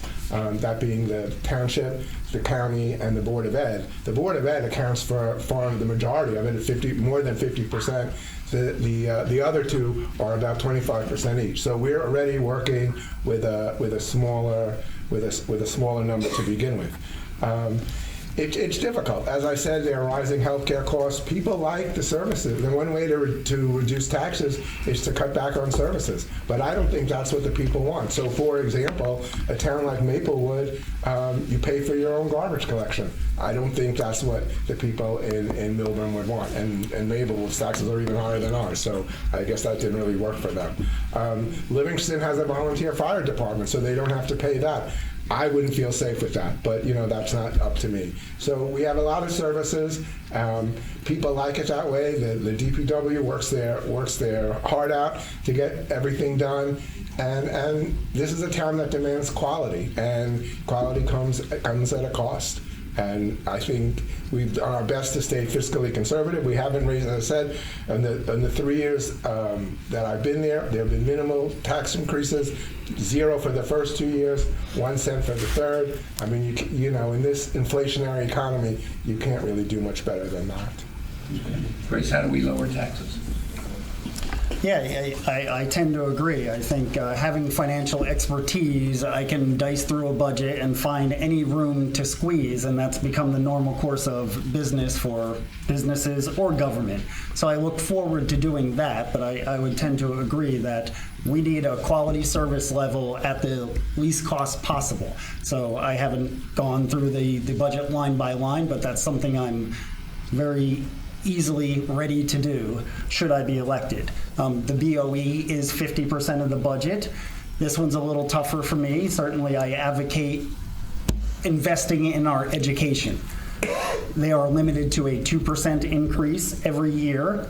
Inflation has been pacing higher than that, so I'd almost advocate to continue increasing the BOE budget at that rate. I think the big thing that we didn't talk about is the county. 25% of our tax dollars, $50 million a year, are going to the county. What are we getting for that?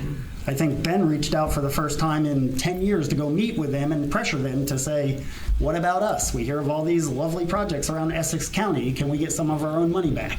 So I'll try to press a little harder on that quarter of our budget.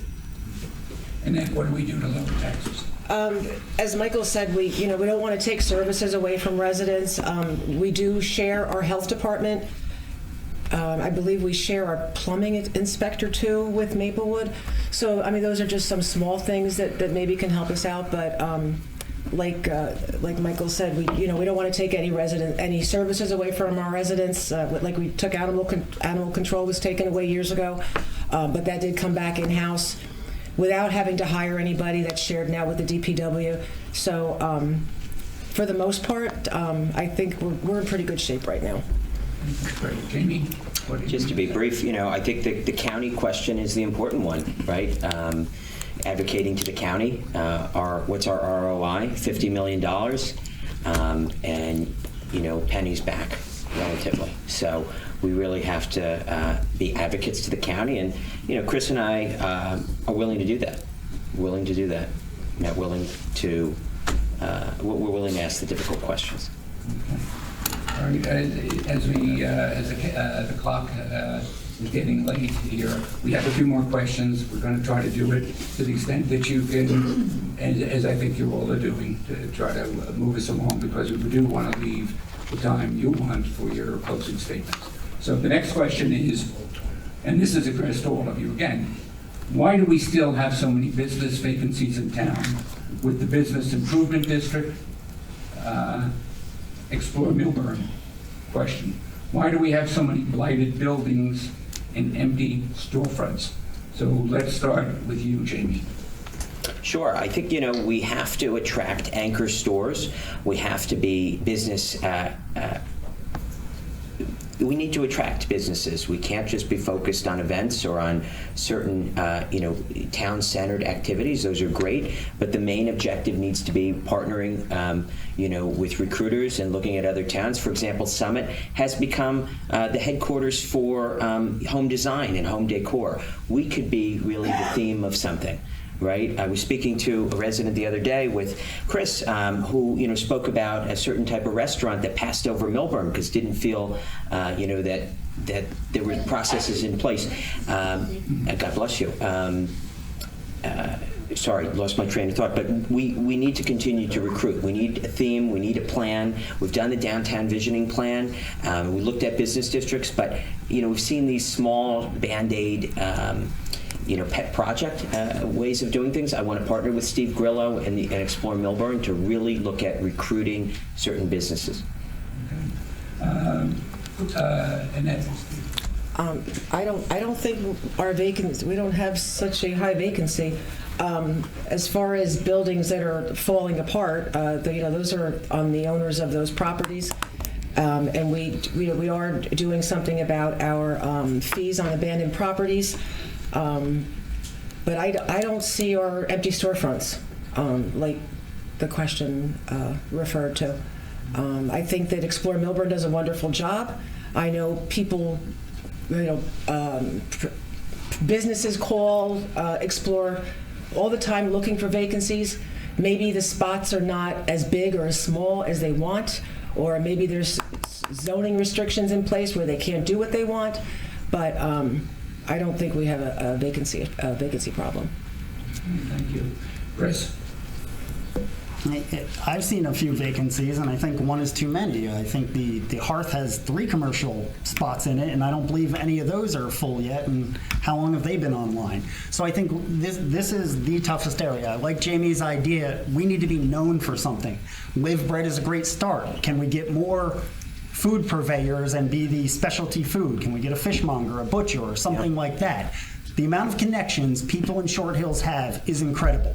They have to know business people. How do we...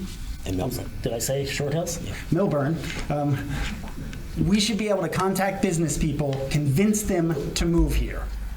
So we'll work with the improvement district to turbocharge those efforts and bring as many people as possible to come see our town. And the conversation Jamie referred to was enlightening, hearing a little about why they passed on Milburn. So we need to fix the things to bring the businesses here.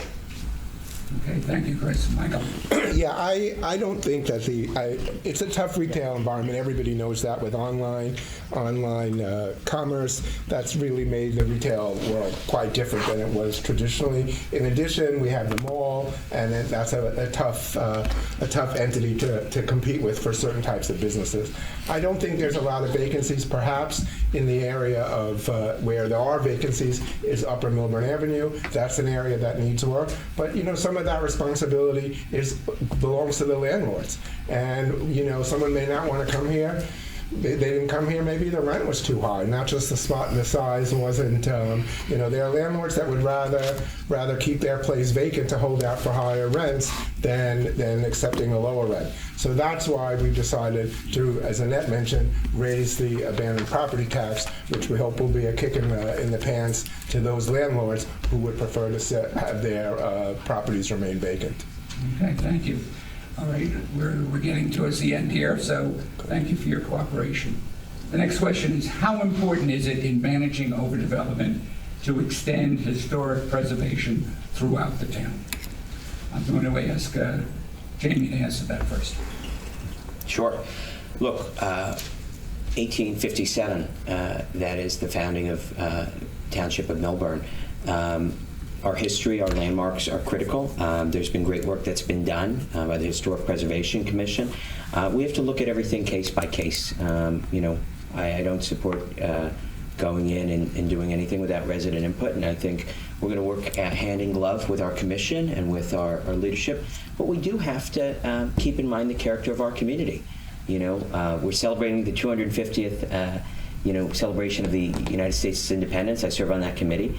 And we need to be cognizant of these landmarks so that they're here for another 250 years, maybe, plus. Okay, thank you. Annette, what's your view on this? It's very important to me that we keep the charm and character of our town. And yes, the Historic Preservation Commission has done a great job of that. I've lived here my entire life. It's a beautiful community, and we don't want to change the look or the feel of this town. It's what brings people here, and it's why people want to live here. Thank you. Chris? Yes, the historical preservation is a powerful tool to help with this, but I would say the residents have to want it. We can walk them through and say, this is what it means to be preserved, this is how it protects you, but there are some trade-offs. So we can explain that to residents, and if groups of residents want to come together and preserve their areas as historic, I am all for supporting that effort.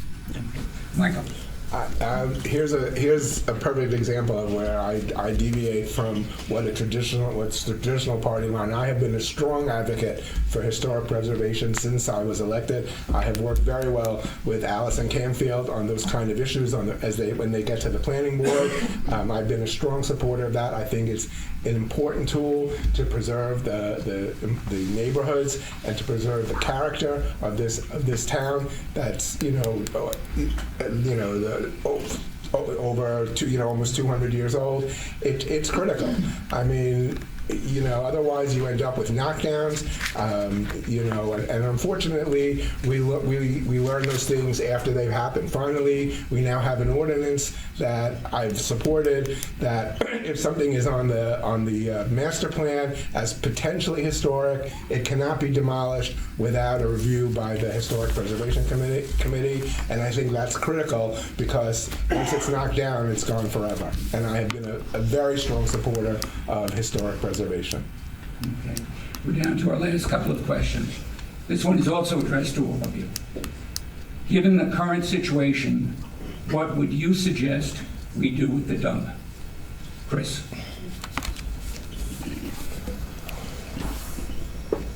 Given the current situation, we should keep it right where it is and not let anybody develop on it. And that's been what Frank and Ben have been fighting for, and that's what I'll continue to fight for. Michael, what should we do with the dump? I hope that we win our appeal so that we have we have the ability to make that decision. And if we do, then I would agree that we should leave it as what it is today, a place for people to get rid of stuff that they no longer want. Okay. Jamie, given the current situation, what would you suggest we do with the dump? I'm pro-dump. I think we leave it right where it is. And we will fight it to the end. Ned? I also would leave the DPW exactly where it is. It's convenient for everyone in town. It's easy to get in, easy to get out. I wouldn't change. I wouldn't do anything with it. Last two questions. This one is addressed to all of you. Excuse me. What will you do to protect residential districts in town against massive commercial development that is contiguous to those residential properties? So let's hear you on that first, Michael, if you would. Well, that's already prevented by the zoning rules that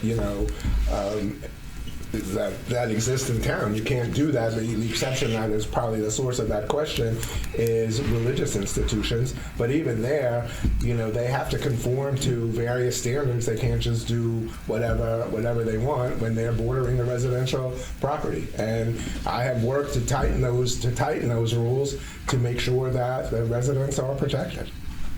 Okay. Jamie?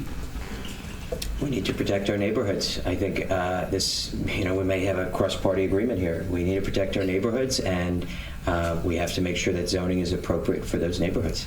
Okay. And Ed? As Michael said, we do have zoning ordinances that prevent those types of overdevelopment in neighborhoods. To his credit, he's been working with the zoning subcommittee just to tighten our zoning ordinances because they haven't been updated in many years. And what was the rest of the question? Sorry, the question is, what will you do to protect residential districts in town against massive commercial development that is contiguous to those residential And then just properties? another point to make is all of these, plans, these developments, they go through zoning, but they also go through the planning board. So before they even come to the township committee. Okay, Chris, what's your answer?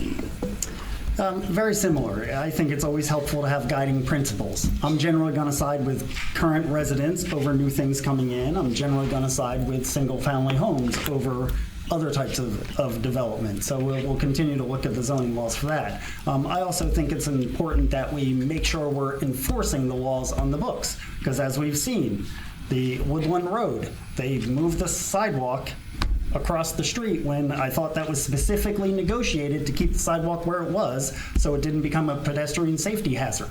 So enforcement is a big issue. We need to remain vigilant that they do what they say they're going to do. Okay, our last question.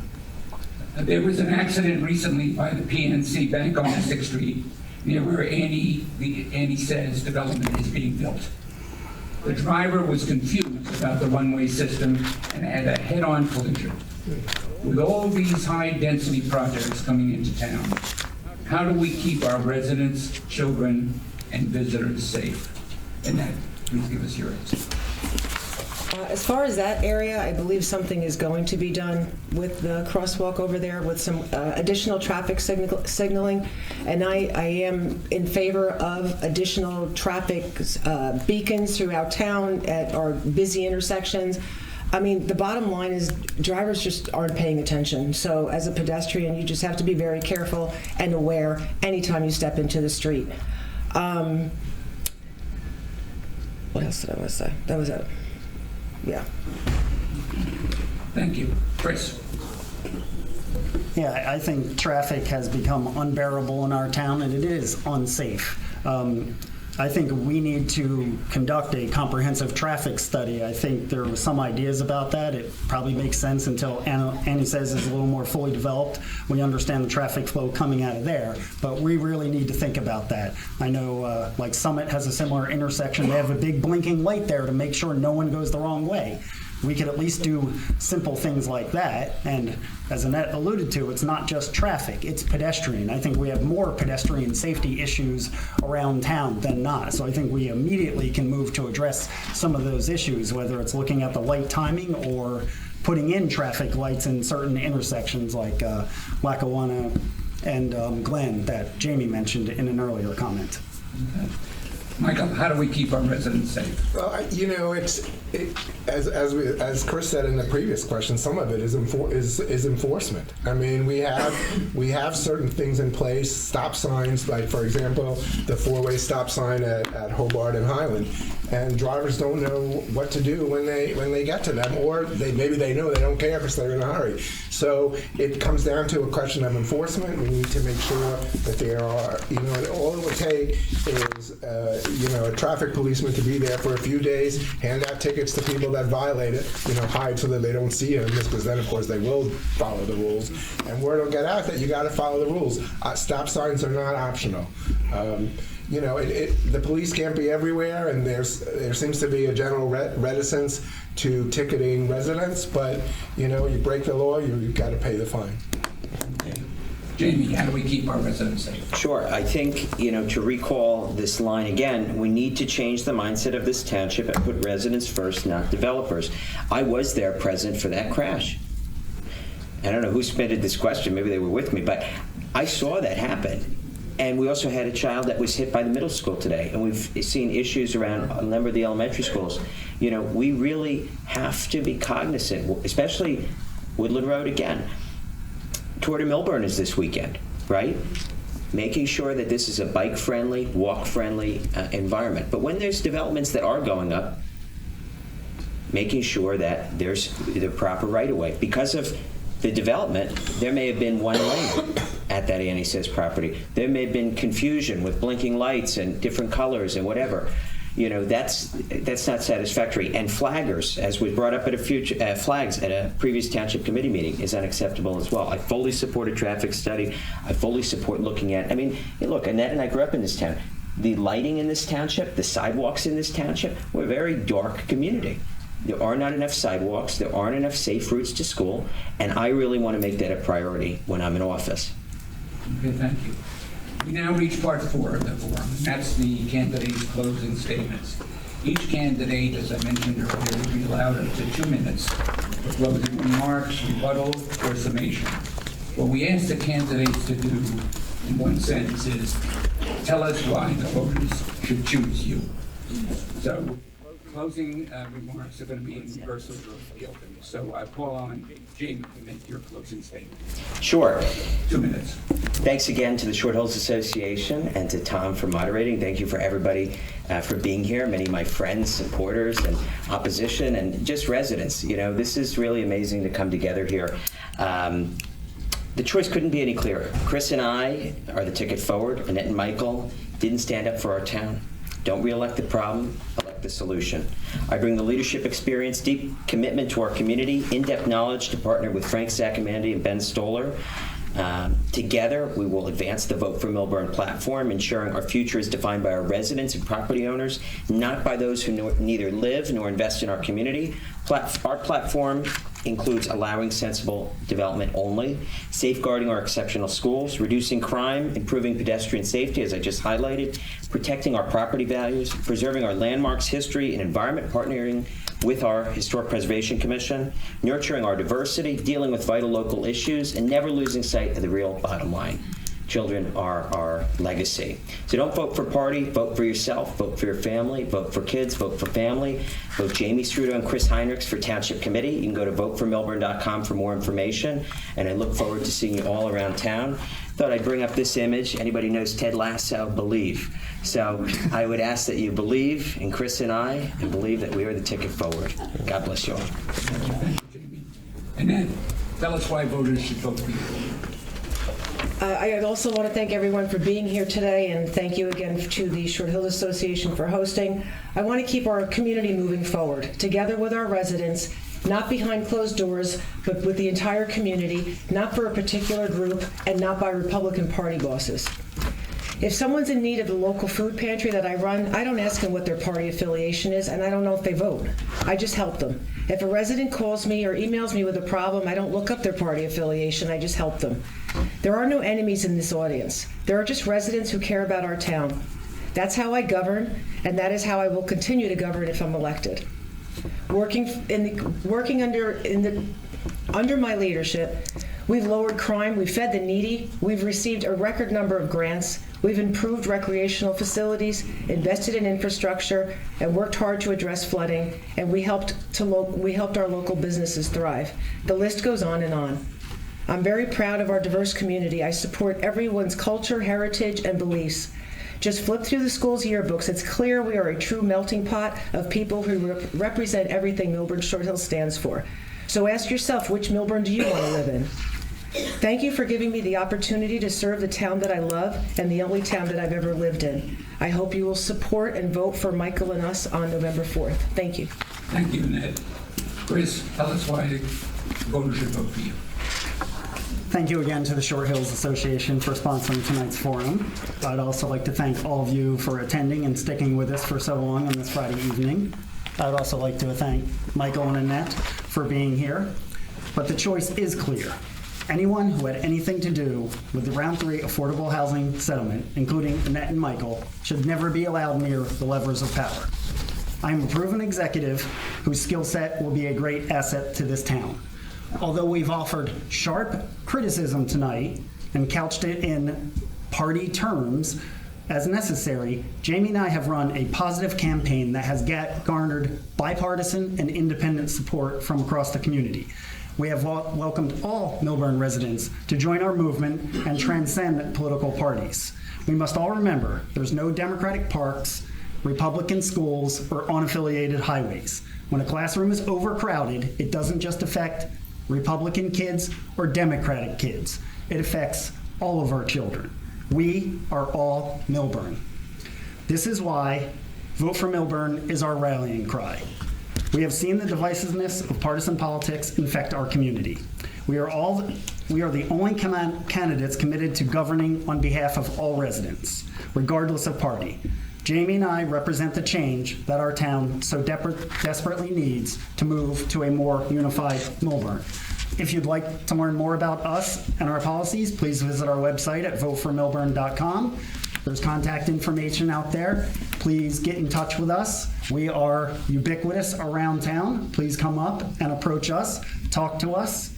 Remember, vote for Milburn. You can find us on line A. Thank you. Thank you, Chris. Michael, you get the last chance tonight to tell the voters why they should vote for you. Actually, first of all, thank you again to the Short Hills Association and to all the people that have been in the audience. I am encouraged because toward the end of this 2-hour forum, we did see some agreement amongst all four of us. Prior to that, it seemed to me it was almost a tale of two Milburns. One that I know where things are running smoothly, it's a vibrant community where house prices have soared, and all I heard from the other side was dark gloom and doom, and I frankly don't recognize that that's the town that we live in, and I really don't think that that's how people feel that live here. In any event, there is a learning curve in local government, and that's why experience matters. Over the past 3 years, I brought financial discipline, organizational skills, and steady leadership to the Township Committee. The Township is functioning well, is fiscally sound, and we have real improvements underway. Whether it's our tax stability, public safety initiatives, capital investments, flood mitigation, or the professionalism of our meetings, I've worked hard to bring meaningful, measurable progress. I vote with my conscience, and I take action based on what's right for Milburn. If re-elected, I'll continue to approach the job with the same integrity, focus, and commitment I've shown in my first term. I respectfully ask for your vote for myself and Mayor Romano on November 4th. Thank you very much. Thank you, Michael. I want to thank all of the candidates for their time and effort.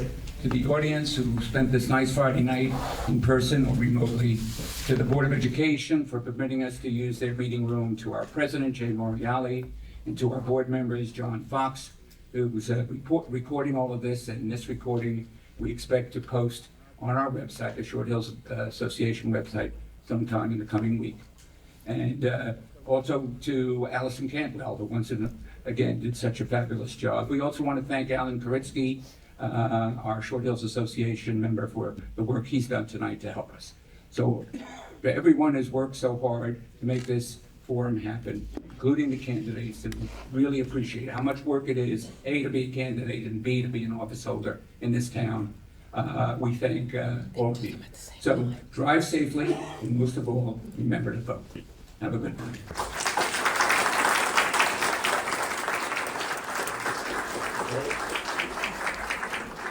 Thank you,